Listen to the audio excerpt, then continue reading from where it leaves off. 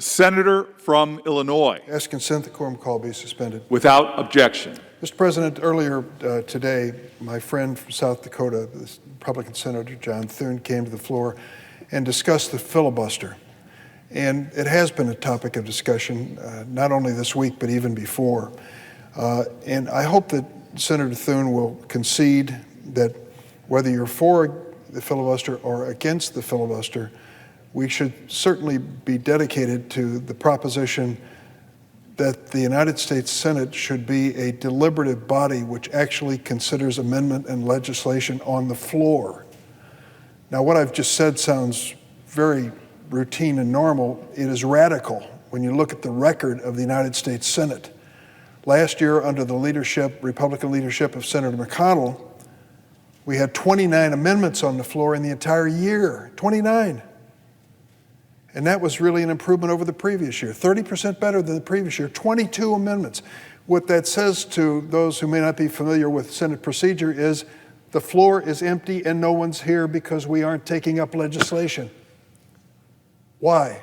So far this year, we've done three things in the Senate: the impeachment trial, the reconciliation bill, the American Rescue Plan by President Biden, and nominations. What do those three things have in common? None of them, not one of them, can be stopped by a filibuster. Why aren't we taking up other legislation? Because looming over us is a supermajority requirement of 60 votes to get anything done. What I have said to my friends on the Republican side of the aisle is, show me that we can make the Senate function. If we can show that with the filibuster, so be it. If we can show it by changing the filibuster, so be it. But let's do something. We were elected to do things. We were elected to pass an infrastructure bill for America. It's been years since we've done that. We're elected to deal with issues that are fundamental to this country. What about all the student loan debt in this country? Are we going to do anything about it? Say anything about it? Nothing's coming to the floor, is it? There are so many issues that we should be taking up that we're not taking up because of the looming specter of the filibuster. That is a reality. And let me bring that reality close to home. 20 years ago, I introduced the DREAM Act. It was a simple bill, I thought, that said if you were brought to America as an infant, toddler, child, young person, your family brought you here and you grew up here and you went to school here and you pledged allegiance to that flag in your classroom every single day, at some point in your life you ought to have the opportunity to earn your way to be a legal person in America, a citizen in America. I don't think that's a radical idea. In fact, the overwhelming majority of Americans support the idea.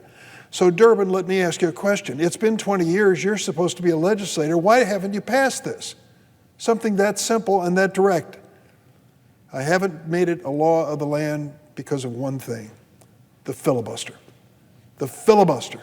5 times I brought this measure to the floor of the United States Senate and been stopped by the filibuster. A majority vote every time, but never the magic 60, the magic supermajority. So do I have a problem with the filibuster? Yes, I do. And I challenge those who are defending it to show me it can work, to show me we can create bipartisan votes on the floor, actual debate on the floor, amendments on the floor, legislation on the floor. That's not too much to ask. I think that's why we were elected. I come today to address this issue because the House has passed the Dream and Promise Act, the Farm Workforce Modernization Act. If the Senate is able to join the House in passing these bills, we would be able to make significant immigration legislation progress.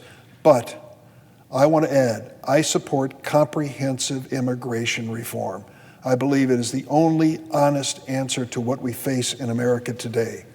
I will do my best to do everything I can. There's no excuse for inaction. This broken immigration system needs to be addressed on a bipartisan basis. And an answer is long overdue for dreamers in this country. I've told you who they are. When President Obama created DACA for them, some 800,000 came forward, registered with the government, received legal status to work and freedom from fear of deportation because of DACA. President Trump eliminated the program. The battle ensued in court. The Supreme Court said the President, Trump, did it wrong. We are now in the middle ground. President Biden supports DACA. He's made it clear it's open for new people to apply, and yet we don't have the final law. We're dealing with executive orders when it comes to this important issue. And that's why I've decided to come to this floor and to continue to raise the issues of the people who were involved and to introduce again my 129th Dreamer story on the floor of the United States Senate, which I've done for years. Diana Andino. She was born in Ecuador. She came to the United States when she was 11 years old.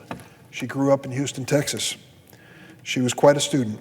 She graduated in the top 10% of her high school class, went on to earn a bachelor's degree with honors from the University of Houston in biology with a minor in chemistry.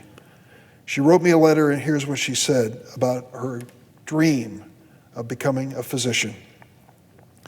She said, "I found my calling in medicine after volunteering at a local county hospital while I was in college." And here's what she said about the difference that DACA made in her life.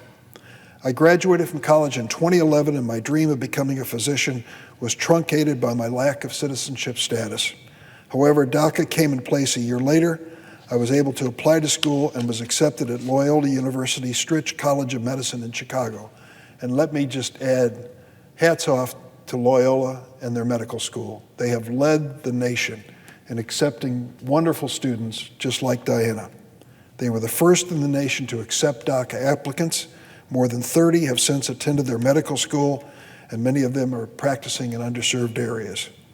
Diana graduated from Loyola's medical school, now is a third-year resident at Loyola University Medical Center. She treats COVID-19 patients with serious complications, such as stroke or major bleeding. Here's what she said about the COVID-19 pandemic. "It's been a challenging year, physically, mentally. Patients with COVID develop multiple neurological complications that we've encountered and continue to learn about. As a neurology resident, I learned to be flexible, as there are many unknowns we encounter." How many times have we said in the last year, thank God for people just like this woman who risks her life as a doctor for COVID-19 patients? Our brothers and sisters, our family members, people that we love, are kept alive because Diana is skilled enough and brave enough to go into their rooms and try to save their lives. We think so much of Diana that we have to debate in the Senate whether or not she should be a citizen of the United States. There's no debate as far as I'm concerned. She is exactly the kind of person we need in America's future. Send her back to Ecuador? No. Let her stay in her home country of America. Make the DREAM Act a reality. Make it the law of the land. Don't let a filibuster stop it again. When we receive the Dream and Promise Act from the House of Representatives, we will have an opportunity to see if 10 Republican senators can join us in an effort to finally pass it. I hope more. As I said at the outset, I support comprehensive immigration reform. I want to try to sit down and have a conversation about the Foreign Labor Bill, about those who are here in temporary protected status, about essential workers like Diana who ought to be given a chance to become citizens in this country. That's what the debate's all about.